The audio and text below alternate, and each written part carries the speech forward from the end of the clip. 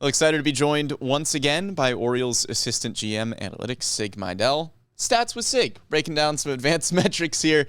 We just talked about barrel percentage and hard hit rate, and kind of something that goes along with that, and we're almost kind of hinting at, but wanted to save it for its own conversation here, are expected batting average, expected slugging percentage, things like that, the kind of the realm of expected stats. But We'll start with expected batting average.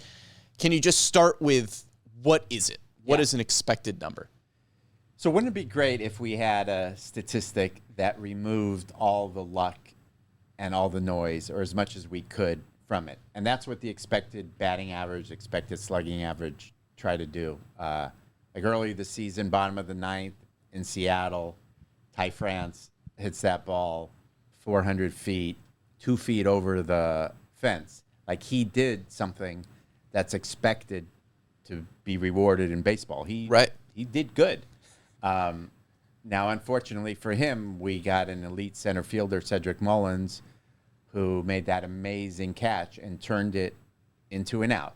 So it was officially an out, and that's true, but it really wasn't the same thing as striking out, swinging, or hitting a dribbler back to the pitcher. Right.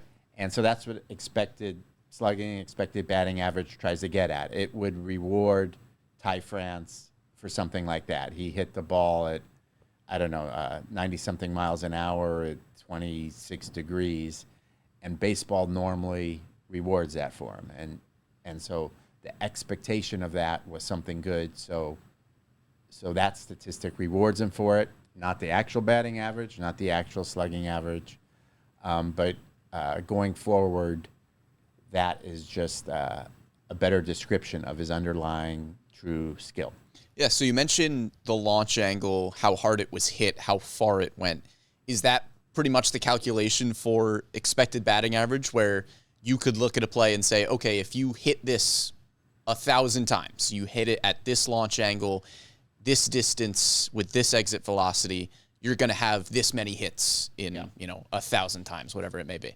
Yeah, sort of. I mean, it depends on what organization is creating this model. So you could get as fancy as you want. I think Baseball Savant uses the launch angle, the exit speed, and the player's sprint speed.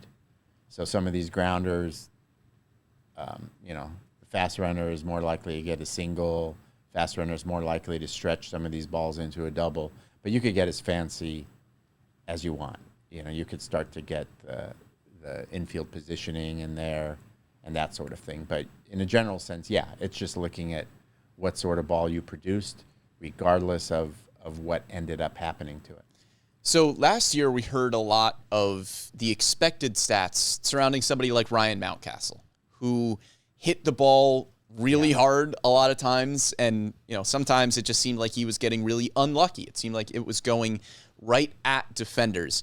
When somebody's expected batting average is a lot higher than their actual batting average, or same thing with slugging percentage, their expected slugging percentage is a lot higher than their slugging percentage.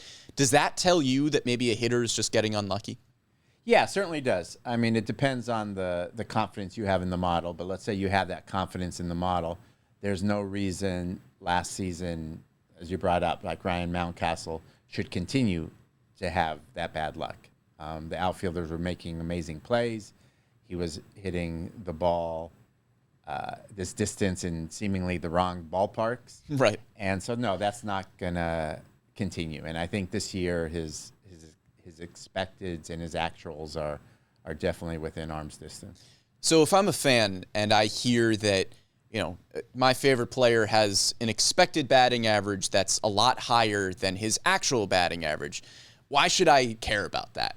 What does it tell me about that player? Yeah, well, you can't go back in the past and distribute his batted balls without bad luck. So It's not going to help you for what has already happened. But going forward, he's a bit better of a player than the actual numbers would expect. And so you would expect this player who maybe is frustrating you a little bit to be a bit better. And maybe we'll see a year like Ryan Mountcastle is having this year where his numbers get a little bit closer to those expected numbers. Exactly.